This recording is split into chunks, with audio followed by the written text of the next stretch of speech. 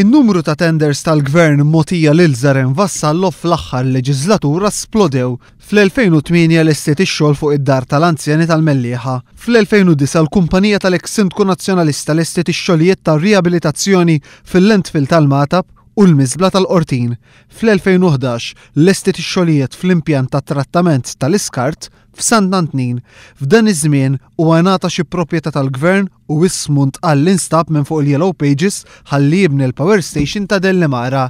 Ingħata wkoll ma' 8 miljun euro mill-Gvern f'sussidji biex iżomm anzjani fid-djar tal-anzjani tiegħu u rebaħ ukoll it-tender biex jibni l-bridge li ma jwassal għall-imkien kif ukoll biex jibni l-Parlament il-ġdid.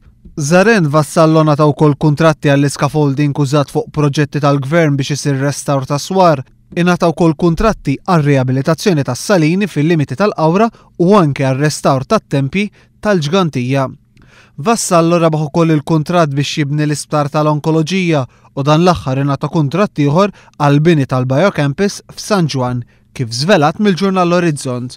L-Orizzont żvela li 6 xhur wara li ta' donazzjoni f'forma ta' self lil Partit Nazzjonalista huwa rebaħ kontratti li jiswa 15 miljun euro. Dan il-kuntratt ingħata ftit ġranet biss qabel il-festi tal-miliet. L-Orizzont irrapporta li l-pakketti li xeħed il-konsorzju li kien jifforma parti minnu Zarem Vassallo kien l-uniku wieħed li nfetaħ mis-6 kumpaniji li xeħtu l-offerta tagħhom. Fl-istess perjodu li rebaħ il-kuntratt ta' 15 miljun euro, Vassallo ngħata permess mill-MEPA biex il-kumpanija ex-Lavembra li xtara fl-2009 tiġi żviluppata f'shopping complex. Il-permess biex ikun jista' jagħmel dawn ix-xogħlijiet ingħata fi żmien rekord u kiser ħafna mill-proċeduri li s-soltu jiġu adottati meta jingħataw permessi simili. Id-donazzjoni fil-forma ta' self li Zarem Vassallo tal il-Partit Nazzjonalista lejn nofs is-sena li għaddiet tkompli tikkonsolida r-rabtiet tajben ħafna li bena matul is-snin mal-ogħla uffiċjali fid-Dar Ċentrali.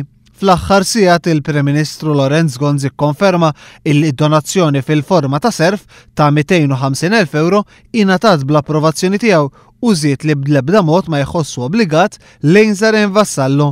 Ma' Zarem Vassallo hemm jaħdmu ġew Saliba li bħalissa timmexxi l-kampanji elettorali tal-Partit Nazzjonalista mid-Dar Ċentrali kif ukoll id-Deputat Nazzjonalista Xarlo Bonnici. Il-kuntrattur Zarem Vassallo kien preżenti wkoll għal att ta' attivitajiet tal-Partit Nazzjonalista f'din il-kampanji elettorali fosthom f'attività taħt it-tinda ġewwa l-Mosta.